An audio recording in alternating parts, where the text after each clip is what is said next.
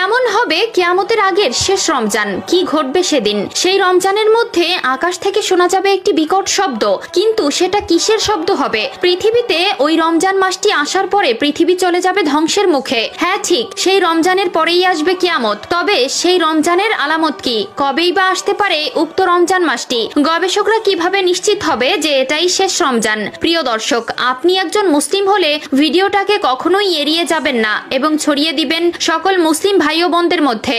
এবং যদি আসন্ন রমজানে সবগুলো রোজা রাখার নিয়ত করে থাকেন তবে অবশ্যই একবার ইনশাআল্লাহ লিখে কমেন্ট করবেন। তো চলুন ভিডিওটি শুরু করা যাক। এই পৃথিবীর শেষ কিভাবে হবে তা নিয়ে ইতিমধ্যে বিভিন্ন গবেষক বিভিন্ন রকম মতবাদ প্রকাশ করেছে। কেউ কেউ বলছেন সূর্য এই পৃথিবীকে তাপ দেওয়া বন্ধ করে দিবে। সূর্যের আলো পৃথিবীর প্রাণের সবচেয়ে অবিচ্ছেদ্য অংশ, কারণ সূর্য সালোক সংশ্লেষণের প্রধান উৎস এবং পানিচক্র সূর্যের আলো ছাড়া ধ্বংস হয়ে যাবে। আবার অনেকে বলছেন পৃথিবীতে পানি শেষ হয়ে যাবে। তবে এর ভেতরে সবচেয়ে যুক্তিযুক্তপূর্ণ মতবাদ হচ্ছে পৃথিবী তার নিজস্ব ভর হারাবে, যার ফলে পৃথিবীর সাথে অন্য কোনো গ্রহের সংঘর্ষ ঘটবে, আর এই জন্যই ধ্বংস হয়ে যাবে পৃথিবী। কিয়ামতের বেশ কিছু আলামত ইতিমধ্যেই প্রকাশ পেয়েছে, যা আমাদের প্রিয় নবী সাল্লাল্লাহু আলাইহি ওয়াসাল্লাম 1400 বছর আগে বলে যাওয়া কথার সাথে মিলে যাচ্ছে। হাদিসে বর্ণিত আছে, মানুষ এতটাই সম্পদ প্রিয় হয়ে যাবে যে তারা অর্ধ উলঙ্গ অবস্থায় থাকবে, অথচ উঁচু উঁচু দালান কোঠা তৈরি করবে। অন্য আরেকটি হাদিসে আমাদের প্রিয় নবী সাল্লাল্লাহু আলাইহি ওয়াসাল্লাম বলেছেন,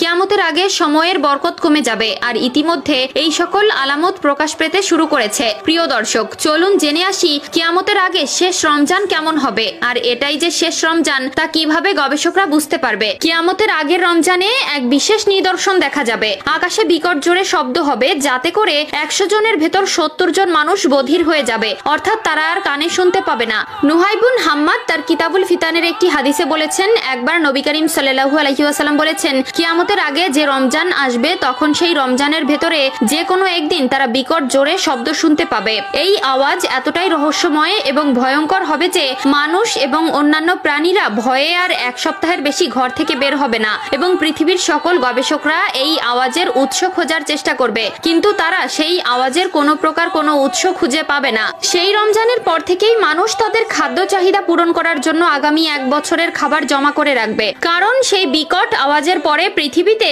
আর কোনো রকম কোনো ফসল হবে না, মানুষ অনাহারে থাকবে ও ব্যাপক দুর্ভিক্ষ দেখা যাবে। আমরা মুসলমান হিসেবে কিয়ামত দিবসে বিশ্বাস করি এবং এই পৃথিবীতে যে কিয়ামত ঘটবে তা নিয়ে কোনো প্রকার কোনো সন্দেহ নেই। তাই আমাদের সকলের উচিত সেই দিনের জন্য নিজেকে প্রস্তুত রাখা, কিয়ামতের জন্য বেশি বেশি নেক আমল করা, এবং আমাদের উচিত আল্লাহ তাআলার নেক বান্দা হয়ে ওঠার চেষ্টা করা। বিভিন্ন ইসলামিক গবেষণাবিদরা বলছেন কিয়ামতের সময় খুবই আসন্ন।